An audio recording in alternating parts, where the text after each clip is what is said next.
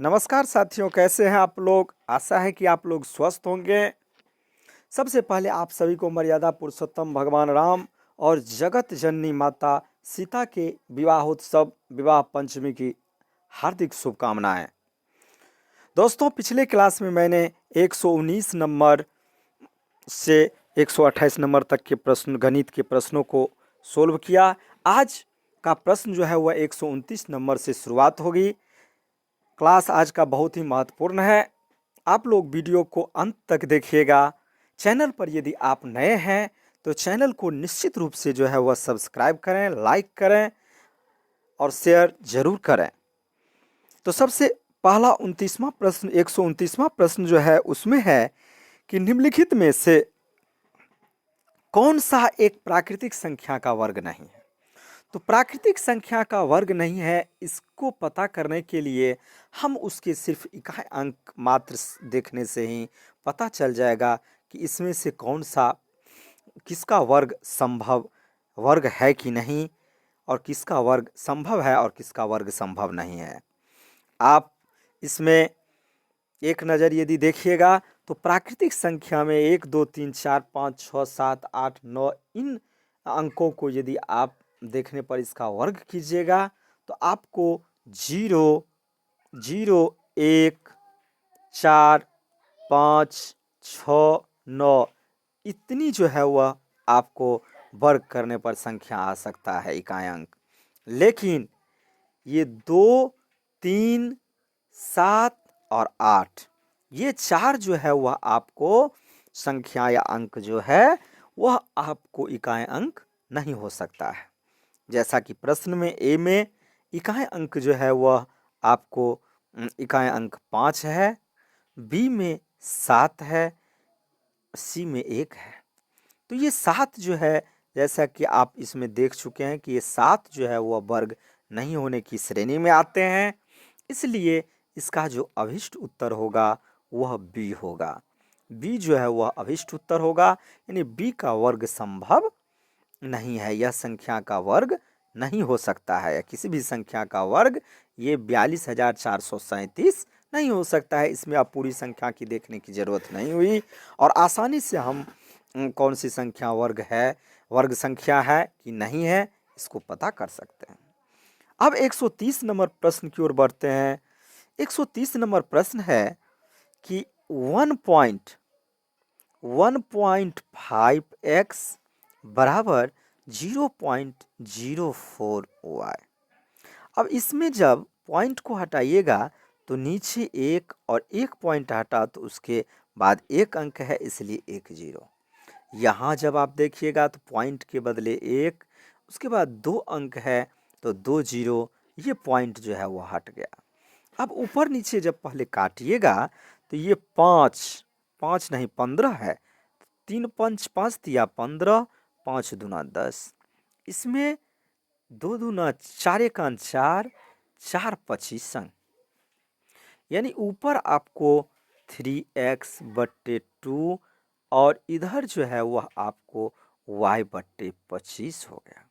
इसको कोना कोनी आप गुना कीजिए।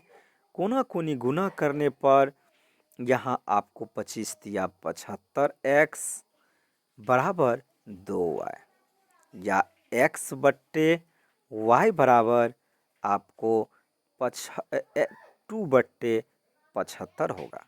यानी इसका x तो यहीं रह गया तो 75 इसके कोना में आ गया और यहाँ 2 वहीं रह जाएगा और इसका y जो है इस कोने में आ गया। तो x/4 पद जो है एक साइड हो गया और इसका सांख्यिकी मान जो है वह 2/75 हो गया। यानी 2 जो है वह x का और 75 जो है वह y का, यानी 2:75 इसको लिख सकते हैं। 2 अनुपात जो है वह 75 हो गया। अब अगला प्रश्न में दिया हुआ है कि x, अब थोड़ा ऊपर का थोड़ा डिलीट कर लेते हैं, x minus Y, x minus Y, x minus Y, x minus Y है, y माइनस x, तो y minus y minus X बट्टे वाई प्लस एक्स।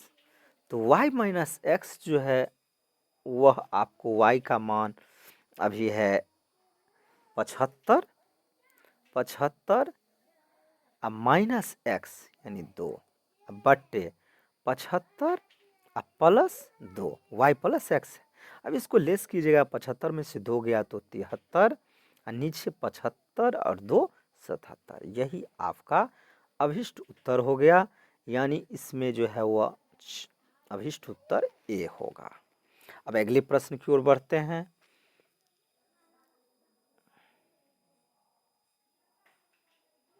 अगला प्रश्न है कि रूट अंडर 0.2204 गुने 42 बट्टे 0.07 गुने 3.4।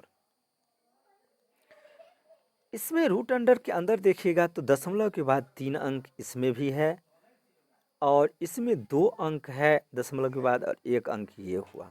तो ऊपर नीचे दशमलव जो है वो हट जाएगा, दशमलव के बाद 3 अंक ऊपर भी नीचे भी 3 अंक। अब इसको जब काटिएगा 7 से, 7 एकान 7, 7 छाके 42, 17 दूना 34, 17 एकान 17, 17 दूना 34।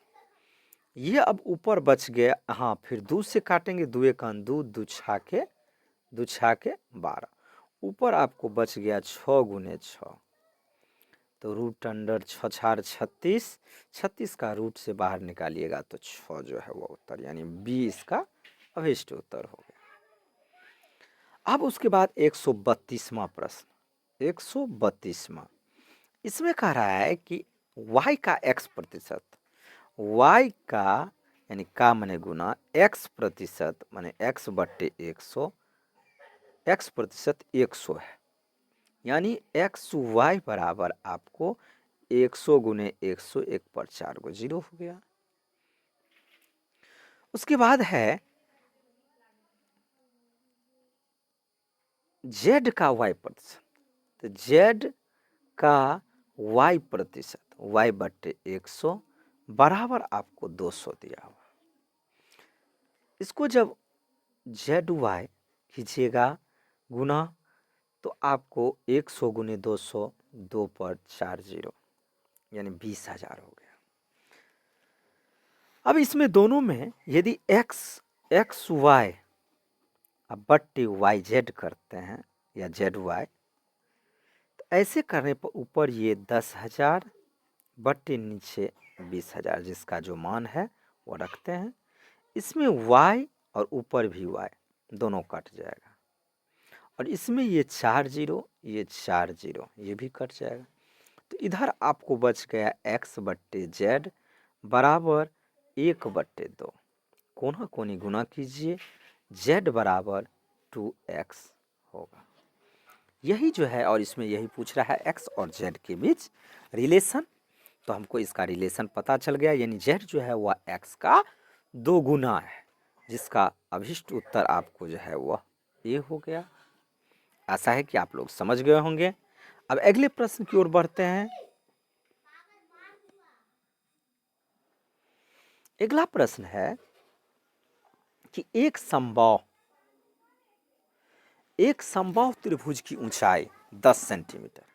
आप जानते हैं कि नाम से ही स्पष्ट है कि समबाहु त्रिभुज में जो है वह सभी भुजा बराबर होती है, यानी ये यदि ए है तो ये भी ए, ये भी ए होगा, तीनों भुजा बराबर होती है। समबाहु जिसकी सभी भुजाएं बराबर हो, उसकी ऊंचाई है आपको 10 सेंटीमीटर, ऊंचाई दिया हुआ है 10 सेंटीमीटर, ठीक है। और ये आपको शीर्ष से जो आधार पर ये जो लंब दिया हुआ है, ये लंब जो है वह आपको आधार को समद्विभाजित करती है, यानी ये पूरा ये आपको ए है तो ए बट्टे 2 और इधर भी ए बट्टे 2 होगा, इतना। अब ये एक त्रिभुज को 2 त्रिभुज की रचना हो जाती है, जिससे एक समबाहु त्रिभुज की का मान पता चलेगा। तो ये जो एक 2 त्रिभुज बना उसमें से अलग अलग एक त्रिभुज को देखेगा तो ये आपको कर्ण हो गया, ये आपको आधार है और ये 10 जो है वह लंब है। और आप जानते हैं कि कर्ण स्क्वायर बराबर होता है लंब स्क्वायर प्लस आधार स्क्वायर। कर्ण है ए स्क्वायर बराबर लंब हुआ, लंब है आपको 10 का स्क्वायर प्लस आधार का स्क्वायर यानी a/2 का होल स्क्वायर। ए स्क्वायर और ये a/2 दाहिने साइड जो है उसको जब स्क्वायर किया जाता है a²/4 होगा। जब इधर आ जाएगा तो माइनस प्लस है तो a²/4 बराबर 10 का स्क्वायर हो गया 100। अब इसको जब लेस कीजिएगा 4a² माइनस a² यानी 3a² / 4 बराबर आपको 100/1 आ जाए। कोना कोनी आप गुना कीजिए 3a² बराबर 400 और a² बराबर 400/3 तो a बराबर आपका मान 20/√3 आ जाएगा। a का मान 20/√3 a का मान निकल गया। और इसमें पूछ रहा है समबाहु त्रिभुज का क्षेत्रफल, और समबाहु त्रिभुज का क्षेत्रफल जो है वह होता है समबाहु त्रिभुज का क्षेत्रफल, एक मिनट, समबाहु त्रिभुज का क्षेत्रफल होता है √3/4 गुने भुजा स्क्वायर। जो भुजा है आपको 20/√3 का होल स्क्वायर। इसको जब होल स्क्वायर कीजिएगा तो √3/4 गुने 20/√3 हो जाएगा और 20 गुने 20 गुना हो जाएगा। इसको जब आप गुना कीजिएगा तो ये 4 से 4 5 6 20, 5 गुने 20 100। अब बट्टे नीचे जो है वह यह 3 और √3 गुना होके 3 होता है, तो ऊपर का एक √3 और नीचे का √3 एक हट जाएगा तो बचेगा एक √3 यानी 100/√3। ये आपका अभिष्ट उत्तर जो है वह बी हो जाएगा। अब लास्ट क्वेश्चन 134 नंबर देखते हैं। 134 नंबर में मौखिक इसमें लिखने की आवश्यकता नहीं है। इसमें है कि निम्नलिखित में से कौन सा एक पद है। आप इसमें प्रश्न को देखने से ही आप आसानी से उत्तर दे सकते हैं। इसमें पहला में ए में 2 पद है, दूसरा में 3 पद है और तीसरा जो है वो मात्र 1 पद है। उसमें चर हो या अचर पद हो, लेकिन एक साथ लिखा हुआ है।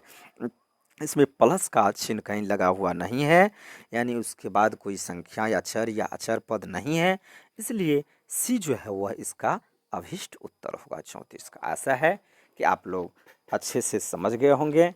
चैनल पर यदि आप नए हैं तो चैनल को ज़रूर सब्सक्राइब कीजिए। सब्सक्राइब करने से ही मेरा मोटिवेशन जो है वो बढ़ता है। और लाइक करना तो ज़रूर ना भूलें। जैसे ही प्रश्न को देखना शुरू करें तो सबसे पहले लाइक ज़रूर करें, दोस्तों में शेयर करें। धन्यवाद।